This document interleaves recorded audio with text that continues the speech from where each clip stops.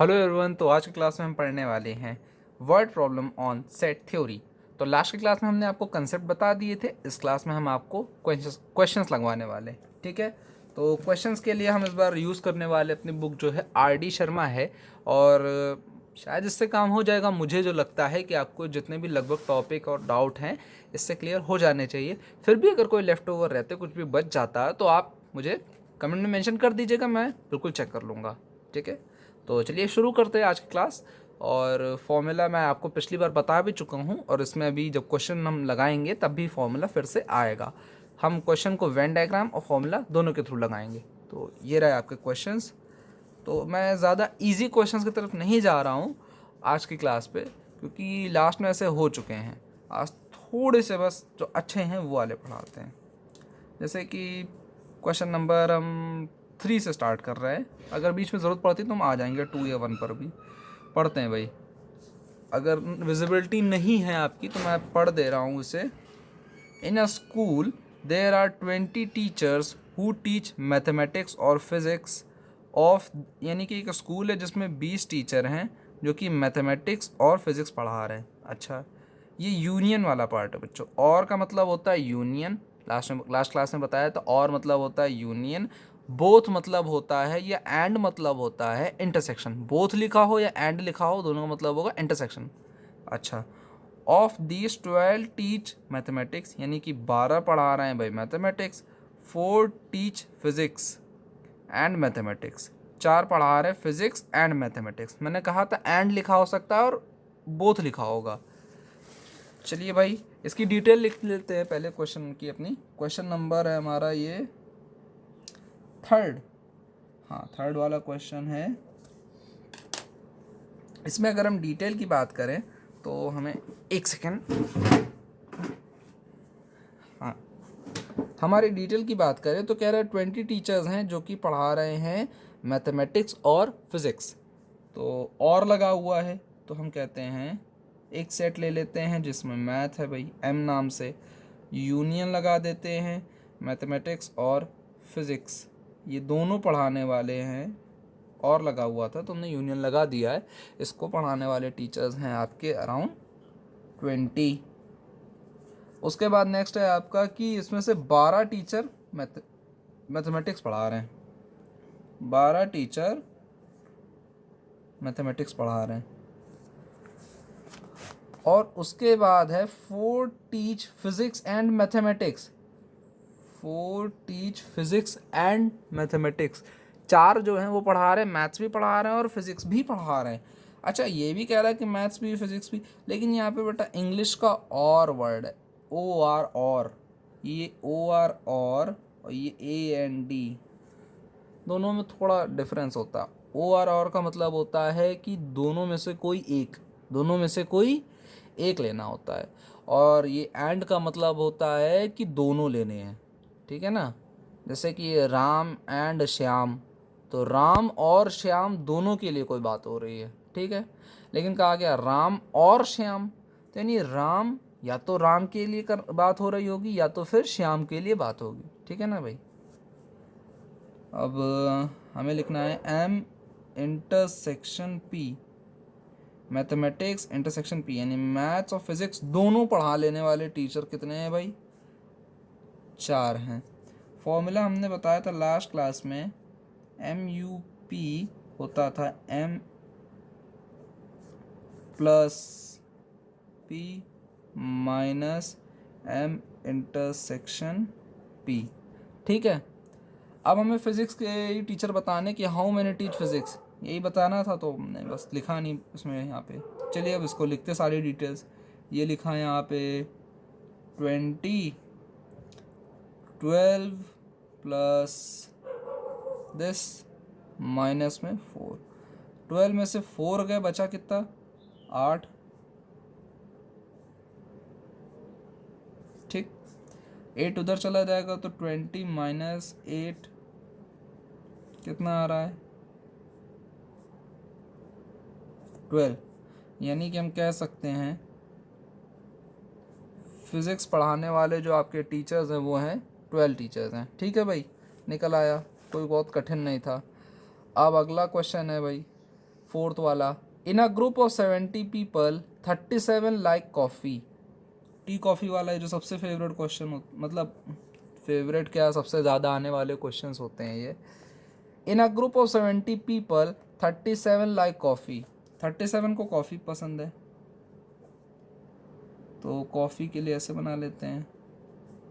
अच्छा 52 like T, अच्छा भाई 52 लोग हैं उनको पसंद आ रही है टी, मतलब चाय। And each person like at least one of the two drinks, और कह रहा है कि हर आदमी को उसमें कुछ ना कुछ कम से कम एक चीज़ तो पी रहा है। इसका मतलब ये होता है कि जो उन्होंने ग्रुप बताया था, ये जो ग्रुप बताया था 70 लोग का, यानी कि यही हमारा यूनियन वाला पार्ट है, सी यूनियन टी। ये सी यू टी कट नहीं है, ये सी यूनियन टी है, ठीक है भाई, सी यूनियन टी, जो कि ये हमारा 70। इंटरसेक्शन वाला पार्ट निकालना है, निकाल सकते हो आप लोग आराम से, थोड़ा जल्दी इस बार करते हैं। C union T, C plus T minus N, C intersection T. इसको और इसको जोड़ना है भाई, 37 और 52 को जोड़ना है, 7 2 9 5 3 8 89, यहाँ पे हो गया 70। ये भी आपने निकाल चुके हैं, पिछली क्लास में हमने निकाला था, ये बड़ा इजी पार्ट है, अब हम लिख दे रहे जल्दी से, आप लोग खुद भी आंसर वेरीफाई कर सकते हैं आराम से कि 19 आ रहा है। यानी कि 19 लोग हैं जो कि दोनों चीज़ें पीते हैं, कॉफ़ी भी पीते हैं वो लोग और चाय भी पीते हैं। क्वेश्चन में भी यही पूछा गया था, बोथ के बारे में पूछा गया था, बोथ बताइए, हो गया, कोई कठिन नहीं था। अगले क्वेश्चन की तरफ मूव करते हैं। नेक्स्ट क्वेश्चन थोड़ा सा अच्छा है, नेक्स्ट क्वेश्चन थोड़ा बढ़िया सा है। इसमें क्या लिखा है, फिफ्थ वाले में देखते हैं, 5वें क्वेश्चन में है कि इन्होंने डिटेल दे रखी है, डिटेल आप पढ़ के देखिए। चलिए मैं लिख देता हूँ। इन्होंने सिर्फ ए बना रखा है, जिसमें ए की वैल्यू इन्होंने कही है कि 20 है, और फिर इन्होंने कहा ए यूनियन बी की वैल्यू दे दी है 42, और ए इंटरसेक्शन बी की वैल्यू दे रखी है इन्होंने 4, और उसके बाद में पूछ रहे हैं एन बी की वैल्यू बताइए। कोई दिक्कत नहीं, फॉर्मूला लगा लीजिए, सिंपल, इसमें कुछ कठिन नहीं, कोई रॉकेट साइंस नहीं है। पहले ए लिखेंगे, फिर बी लिखेंगे, फिर माइनस लगाएंगे, फिर ए इंटरसेक्शन बी लिखेंगे।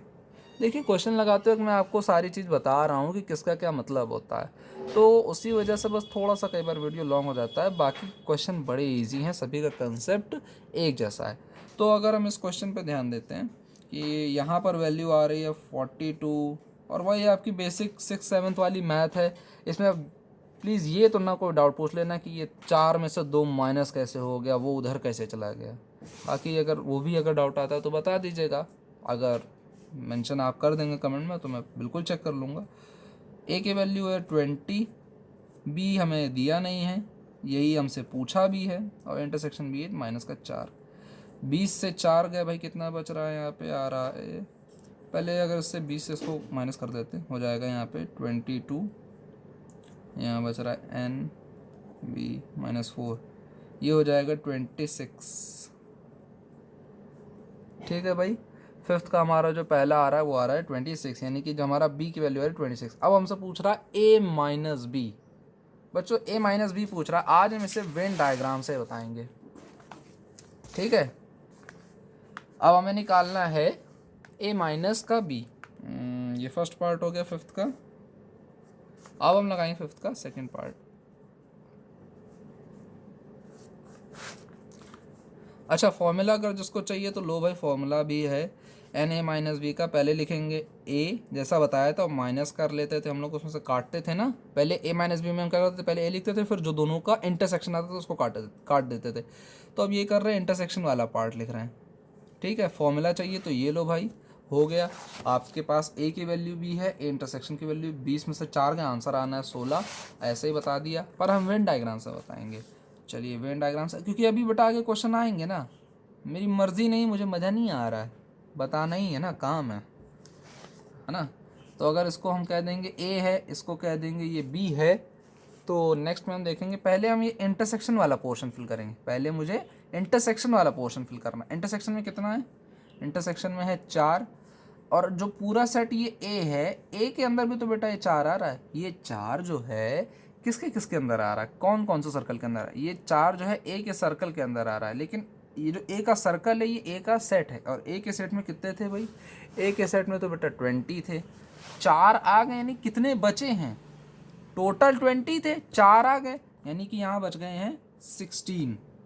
इतने ही तो बचे हैं। अब इसी तरह से बी में अगर देखें तो बी के सेट में आपके अभी 4 आ गए हैं। कितने आ चुके हैं? पहले से 4 आ चुके हैं, और लेकिन बी में टोटल थे कितने? बी में टोटल थे आपके 26 थे। बी में आपके टोटल थे 26। अगर बी में टोटल आपके 26 हैं तो यहाँ पे से 4 आए, यानी बचे कितने? टोटल 26, 4 आ गए, यानी 22 हमारे बच गए हैं। यही तो आ रहा है। अब अगर आप ये वाला एरिया देखिए, ये मैंने पिछले क्लास में बता दिया था, इसी को कहते हैं हम लोग, इस एरिया को कहते हैं b माइनस ए, क्योंकि ये b का एरिया तो उसको कहेंगे b माइनस का a। और अगर हम इस एरिया को देख लें, ये वाला जो एरिया है, ये बाउंडेड एरिया समझ में आ रहा है ना? ये जो एरिया है ये होता है a माइनस बी। अब बच्चा लोग आपसे पूछा था a माइनस बी की वैल्यू भी हमने यहाँ पे निकाली, देखो लिखी भी हुई है 16, और इसमें लिखी हुई है b माइनस ए की वैल्यू 22। उनकी यही क्वेश्चन है कि a माइनस बी बताइए, b माइनस ए बताइए, आ गया। ठीक, वेन डायग्राम से आपने लगाने की शायद मुझे लगता है कोशिश करी होगी, तो अच्छी बात है, आपको भी समझ में आएगा। अगला क्वेश्चन पढ़ते हैं। अगला क्वेश्चन है 6 वाला है कि एक सर्वे हुआ है 76% of the Indians like orange whereas 62% likes banana. अच्छा,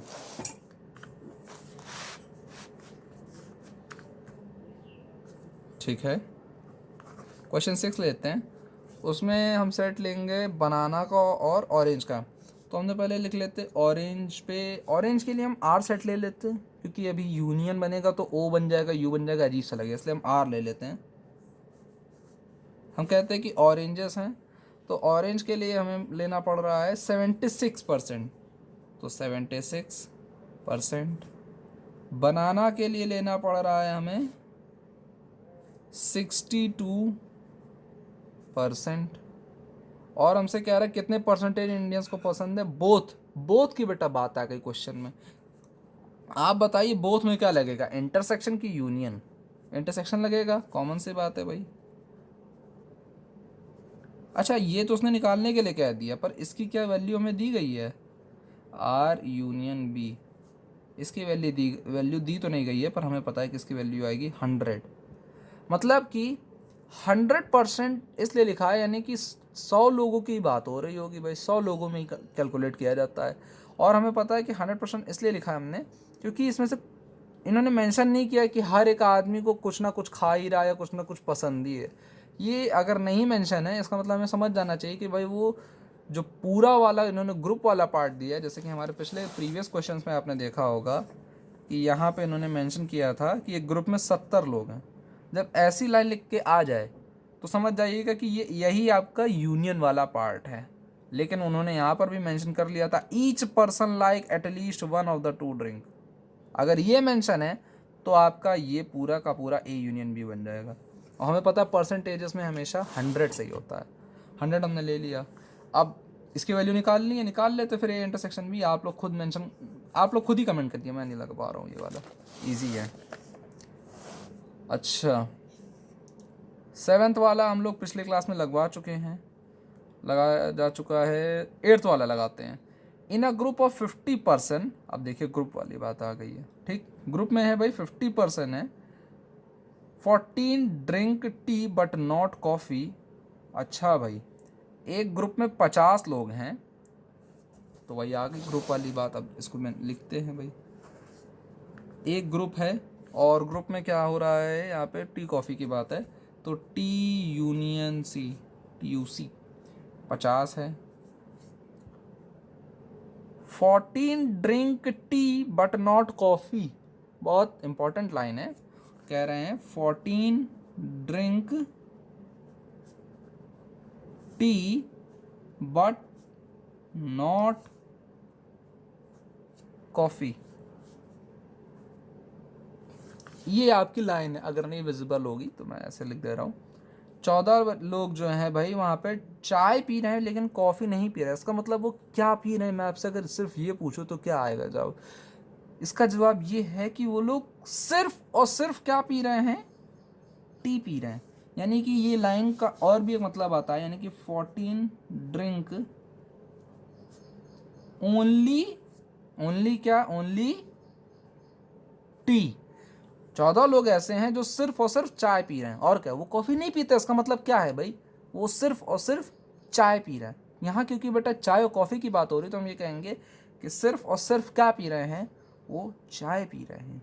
और ओनली टी की अगर हम बात करें तो ऐसे ही तो लिखेंगे, पहले ओनली टी यानी कि टी माइनस सी ऐसे लिखा होगा, ये ऐसे ही तो लिखा होगा ना। ओनली टी यानी टी लिख दो, बाकी वाली चीज़ माइनस कर दो, ऐसा ही तो बताया था। और इसकी वैल्यू आ रही है 14। अच्छा, ये यहाँ वाली डिटेल्स हैं हम मेंशन कर रहे हैं, यानी कि पहले हमारा काम होता है किसी भी क्वेश्चन में डिटेल को लिखना।